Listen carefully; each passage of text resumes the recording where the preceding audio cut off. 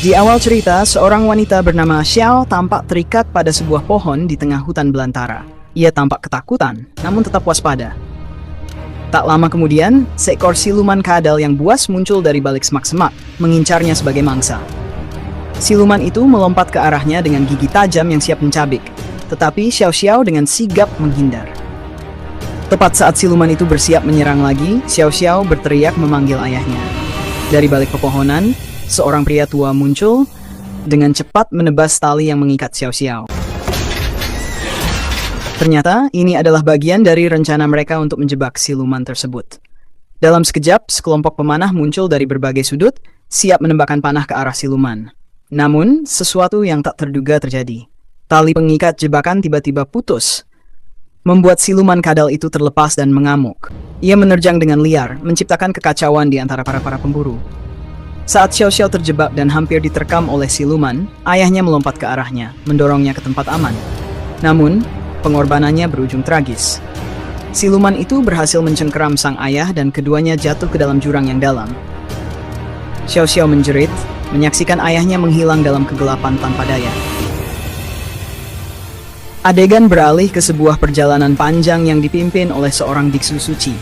Ia adalah Biksu Tang, yang tengah melakukan perjalanan ke barat untuk mengambil kitab suci, ditemani oleh 3 murid silumannya, Sun Wukong, Baji, dan Wu Jing.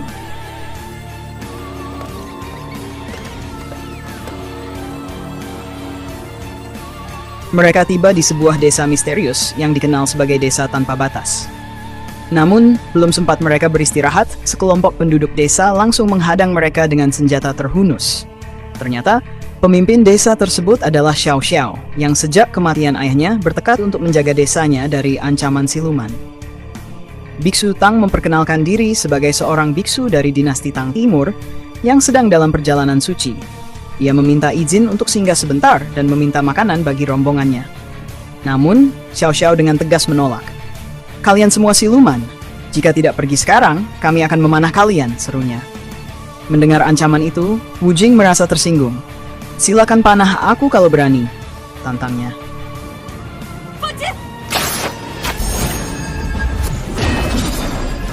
Saat hujan panah meluncur ke arah mereka, Sun Wukong dengan santai menangkap semua panah itu dengan satu tangan. Ia menatap tajam ke arah penduduk desa, hampir saja meledak dalam amarah. Namun, sebelum ia sempat bertindak, Biksu Tang mengangkat tangannya, menghentikan Wukong. "Kami bukan siluman jahat," ujar Biksu Tang dengan tenang. "Kami hanya ingin melewati desa ini tanpa menimbulkan masalah." Namun, sebelum perselisihan itu mereda, suara gemuruh tiba-tiba mengguncang desa. Raja Siluman Singa berkulit hijau datang dengan kekuatan besar, siap menghancurkan desa. Kebetulan, Sun Wukong berada di sana dan langsung maju menghadapi siluman itu. Pertarungan sengit pun terjadi.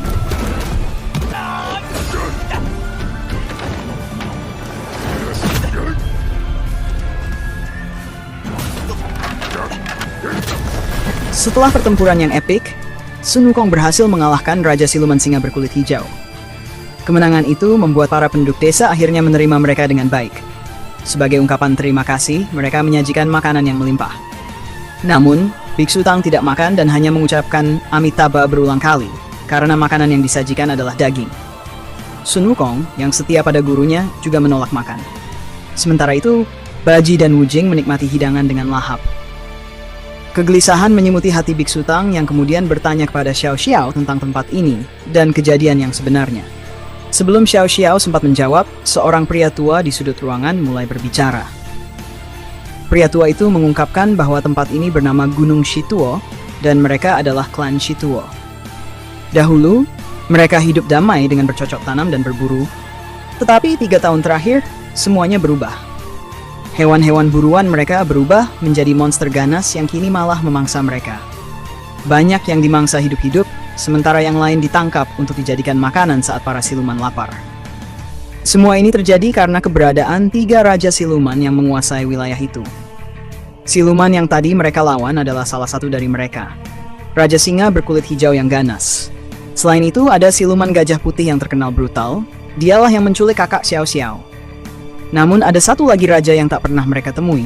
Dialah Bepang, raja siluman burung bersayap emas, yang dikabarkan merupakan yang terhebat di antara para raja siluman. Mendengar hal itu, Baji langsung berseru, "Hebat apanya?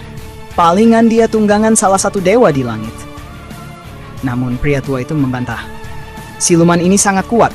Sihirnya bisa menutupi seluruh langit dan kekuatannya tak tertandingi." Di antara Baji, Wujing dan Wukong, tidak seorang pun menyadari bahwa ada siluman sekuat itu. Kecurigaan pun muncul di benak Wukong, sehingga ia bertanya, siapakah sebenarnya orang tua ini?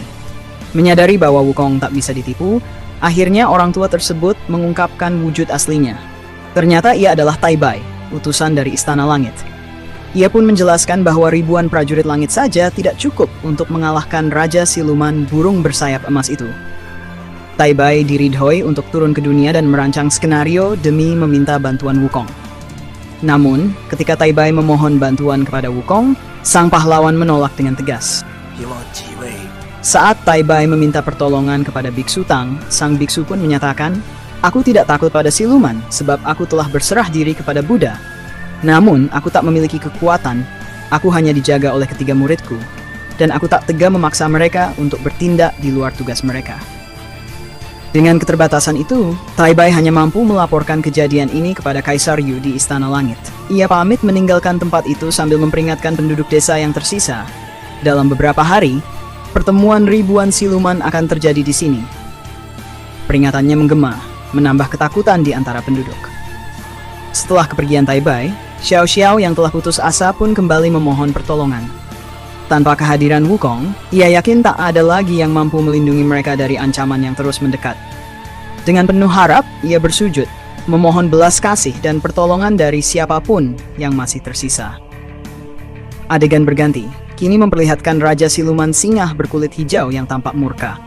Di sisinya, Raja Siluman Gajah Putih bertanya, apakah benteng bobrok itu sudah berhasil dilumpuhkan?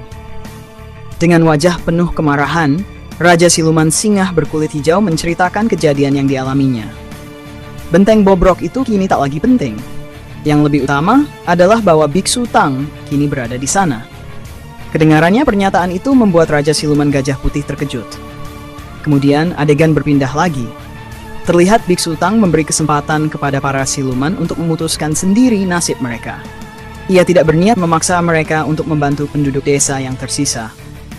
Baji pun berpendapat, sebaiknya kita pergi saja mengingat keberadaan tiga Raja Siluman yang kuat dan ancaman pertemuan ribuan siluman. Namun, Wukong yang tampak gelisah tak rela meninggalkan penduduk desa dalam bahaya. Dengan tegas, ia bersumpah, "Aku akan berusaha mengurus masalah ini." Atas keberanian dan tekadnya itu, Biksu Tang pun memberikan pujian kepada Wukong. Keesokan harinya, Wukong, Baji, dan Xiao Xiao berangkat menuju tempat persembunyian ketiga Raja Siluman dengan tujuan menyelamatkan kakak Xiao Xiao serta beberapa penduduk yang disandera untuk dijadikan santapan oleh para monster. Dalam perjalanan, mereka bertemu dengan segerombolan monster yang tengah membawa sandera. Tanpa mengacau, Wukong dan kawan-kawan menyamar layaknya siluman lain yang hendak ikut serta dalam pertemuan ribuan siluman, sehingga mereka dapat mengumpulkan informasi tentang lokasi para sandera. Setibanya di sarang Raja Siluman, Wukong memerintahkan Xiao Xiao dan Baji untuk segera mengantar sandera ke penjara rahasia.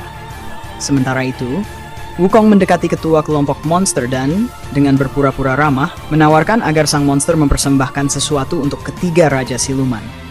Namun, sebelum ia sempat melanjutkan rencananya, Wukong dengan lihainya membuat sang ketua kelompok terdiam dan kemudian menyamar menjadi ketua palsu. Tujuannya adalah untuk mengerjai dan mengecoh ketiga Raja Siluman yang akan segera ia temui. Di sisi lain, setelah tiba di tempat penahanan sandera, Xiao Xiao dan Baji segera beraksi. Mereka melawan beberapa monster dengan gagah berani, melepaskan sandera satu persatu, sekaligus mencari jejak kakak Xiao Xiao yang hilang.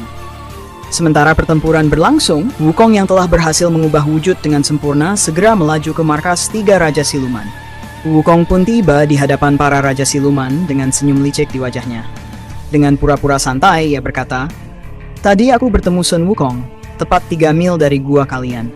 Di sana, ia sedang mengasah tongkatnya di atas sebuah batu besar sambil bergumam. Pukulan pertama untuk menghancurkan mulut Raja Siluman Singa berkulit hijau, pukulan kedua untuk mematahkan hidung Raja Siluman Gajah Putih, dan pukulan ketiga untuk mematahkan sayap Raja Siluman Burung Bersayap Emas." Mendengar kabar itu, Raja Siluman Gajah Putih langsung membentak dengan amarah. Siapakah dia? Pijakan pertamaku, aku akan hancurkan tulangnya.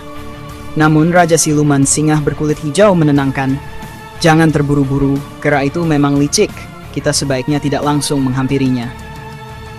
Sementara itu, Wukong yang masih menyamar tak bisa menahan tawa kecil mendengar tingkah kedua raja itu.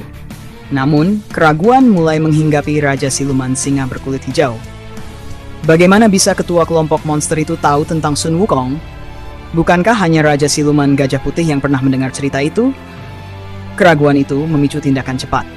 Tanpa ampun, Raja Siluman Gajah Putih melancarkan serangan untuk mengungkap siapa yang berbohong. Dalam sekejap, Wukong mengubah wujudnya dan memperlihatkan identitas aslinya. Pertempuran pun tak terhindarkan. Di tengah pertempuran sengit, Raja Siluman Singa berkulit hijau sempat mencoba memangsa Wukong dan Baji. Namun, dengan kelincahan luar biasa, Wukong menyerang dari dalam perut sang raja, membuatnya meringis kesakitan. Setelah pertarungan mereda dan Wukong keluar sebagai pemenang, ia memilih untuk tidak menghabisi kedua Raja Siluman itu. Ingat, jangan pernah mengganggu manusia lagi, ucapnya dengan tegas. Kalau kalian berani mengacau, aku akan kembali dan menghabisi kalian. Tak lama sesudahnya, Wukong kembali ke desa dengan membawa beberapa sandera, diantar oleh Raja Siluman Gajah Putih dan Raja Siluman Singa berkulit hijau. Saat malam tiba, penduduk desa mengadakan pesta merayakan kemenangan. Namun keceriaan itu seketika berubah tegang ketika seseorang berteriak bahwa siluman telah kembali.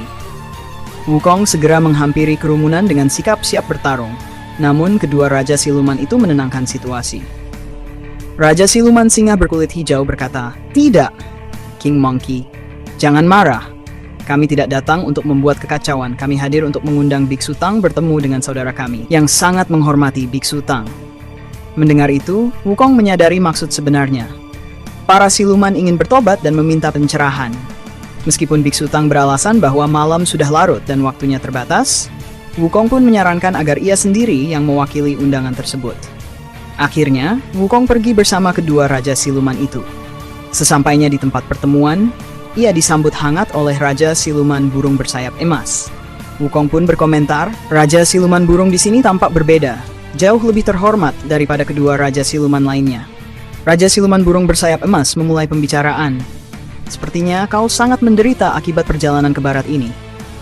Wukong menjawab santai. Tidak begitu. Yang paling merepotkan justru adalah kalian, para siluman. Ucapan itu membuat suasana menjadi tegang. Tak lama kemudian, Raja Siluman Burung Bersayap Emas mulai menggoda Wukong agar berpaling dari tugasnya melindungi Biksu Tang. Ia mengungkit lingkaran emas yang terpasang di kepala Wukong, bertanya apakah hal itu tidak membuatnya merasa terhina. Wukong dengan tegas menjawab, "Sebentar lagi aku akan kembali ke Gunung Huaguo. Bagiku, lingkaran emas itu bukanlah masalah besar." Namun, Raja Siluman Burung Bersayap Emas tidak segan mengejek. Sepertinya King Monkey ini sudah terbiasa menjadi anjing. Kata-kata itu membuat suasana semakin memanas. Menyadari ketegangan yang kian meningkat, Raja Siluman Singa berkulit hijau dan Raja Siluman Gajah Putih segera berusaha meredakannya dengan mengatakan bahwa Raja Siluman Burung memang sedang mabuk dan meminta maaf atas ucapannya. Untuk menenangkan suasana, Raja Siluman Singa berkulit hijau lalu memerintahkan Raja Siluman Burung Bersayap Emas untuk menyingkir sejenak, sehingga ketegangan pun sedikit mereda. Sebelum Wukong beranjak pergi, ia kembali mengingatkan para Raja Siluman dengan tegas. "Jangan macam-macam dengan penduduk desa. Aku akan menyuruh Dewa Taibai mengawasi kalian. Jika kalian berani mengganggu lagi, aku akan kembali untuk menghabisi kalian." Dengan ancaman itu masih terngiang di telinga mereka, Wukong pun meninggalkan tempat pertemuan.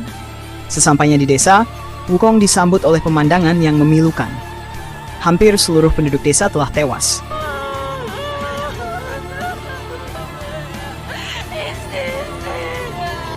Dengan air mata di wajahnya, Xiao Xiao menceritakan bahwa semua kehancuran itu merupakan ulah Bapeng. Rupanya, setelah sempat menikmati minuman bersama, Bapeng langsung menyerang desa dengan satu serangan dahsyat. Tak hanya itu, di tengah kekacauan, Raja Siluman Burung dengan kejam menculik Biksu Tang. Marah dan terpukul, Wukong segera bersama Xiao Xiao menuju sarang siluman untuk mencari jejak gurunya. Namun, di sana ternyata ketiga Raja Siluman sudah menghilang. Yang tersisa hanyalah ketua kelompok siluman. Wukong tak menunggu lama. Setelah menanyakan keberadaan gurunya, ia mendapatkan informasi yang cukup. Tanpa ragu, Wukong membunuh ketua kelompok itu, berharap bisa melacak sisa jejak para Raja Siluman. Sementara itu, Biksu Tang bersama kedua muridnya, Baji dan Wu Jing, sedang ditahan di tempat lain, terikat dengan niat para siluman untuk menjadikannya santapan. Dalam situasi genting itu, tiba-tiba Raja Siluman Gajah Putih muncul dengan penuh kegentaran, khawatir akan kedatangan Wukong. Tanpa menunggu waktu, ia langsung melahap Biksu Tang di depan mata Baji dan Wu Jing, yang hanya bisa terpaku dalam keheranan dan kesedihan. Ketika Wukong akhirnya tiba di lokasi penahanan, yang tersisa hanyalah Baji dan Wu Jing. Hati Wukong dipenuhi penyesalan dan amarah. Ia meluapkan kekecewaannya kepada kedua murid itu, menyalahkan mereka karena gagal melindungi gurunya. Namun, Baji dengan tajam membalas, "Untuk apa kau pergi dan percaya kepada siluman?" Di tengah kekacauan itu, Xiao Xiao berhasil menemukan kakaknya yang masih terkurung di suatu tempat. Perseteruan dan saling menyalahkan antara Wukong, Baji, dan Wu Jing pun semakin memuncak. Meski begitu, di dalam hati Wukong, luka karena kehilangan gurunya tidak mudah sembuh. Tekadnya untuk membalas dendam kepada ketiga Raja Siluman semakin membara. Di markas tiga Raja, Raja Siluman Gajah Putih mengeluarkan Biksu Tang dari penahan. Namun, Biksu Tang belum juga dilahap, sebab menurut kepercayaan kelam para siluman, untuk memperoleh kekuatan abadi, Biksu Tang harus dimakan dengan sukarela. Jika tidak, kekuatan abadi para siluman takkan berfungsi. Tak lama kemudian, Raja Siluman Burung memberi ide keji. "Mari kita bacok seluruh penduduk desa yang disandera." Dengan begitu, Biksu Tang, yang tak sanggup melihat penderitaan itu, akan rela mengorbankan dirinya demi orang-orang. Tak lama kemudian, seorang siluman melaporkan bahwa para tahanan telah dilepaskan. Mendengar kabar itu, Raja Siluman Burung segera melaju ke lokasi penahanan. Setibanya di sana, Raja Siluman Burung pun memperlihatkan kekuatan luar biasanya. Dalam sekejap, ia menghabisi semua orang di tempat itu, termasuk kakak Xiao Xiao, dengan serangan yang begitu cepat dan brutal, sehingga Wukong hanya bisa terpaku dalam ketidakberdayaan. Raja Siluman Burung dengan sinis menyarankan agar Wukong segera kembali ke tempat asalnya. "Kini Biksu Tang telah tiada. Kau otomatis bebas dari jeratan benda di kepalamu," ujarnya. Mencoba memancing keputusasaan dalam diri Wukong. Wukong merasa semakin terpojok. Setelah berhasil menghabisi Xiao Xiao, Raja Siluman Burung pun pergi, sedangkan Wukong dengan cepat membawa Xiao Xiao di hadapan Buddha. Dengan penuh kegetiran, Wukong bertanya kepada Buddha, "Untuk apa engkau membiarkan guruku dimakan?" Buddha lalu memberikan pencerahan bahwa semua yang terjadi adalah bagian dari takdir, termasuk nasib gurunya. Buddha berkata bahwa ia tidak dapat mengembalikan apa yang telah terjadi, karena semuanya sudah menjadi ketetapan takdir. Menyadari bahwa ia harus menentukan langkahnya sendiri, Wukong pun dengan tegas memutuskan bahwa ia akan meratakan Gunung Shituo. Dengan amarah yang memuncak, Wukong turun kembali ke bumi untuk menemui tiga Raja Siluman. Namun ketika sampai di Gunung Shituo, ia merasakan langit yang gelap, menandakan bahwa pertemuan ribuan siluman sedang berlangsung. Wukong mengingatkan dirinya, "Ini seperti ketika aku dulu dikepung oleh ribuan prajurit langit," hingga membuat dadanya terasa sesak. Tak lama kemudian, Wukong tiba di tengah pertemuan itu. Pertarungan dahsyat pun terjadi. Dengan kekuatan dan keganasannya, Wukong berhasil melenyapkan para siluman yang menghalangi jalannya.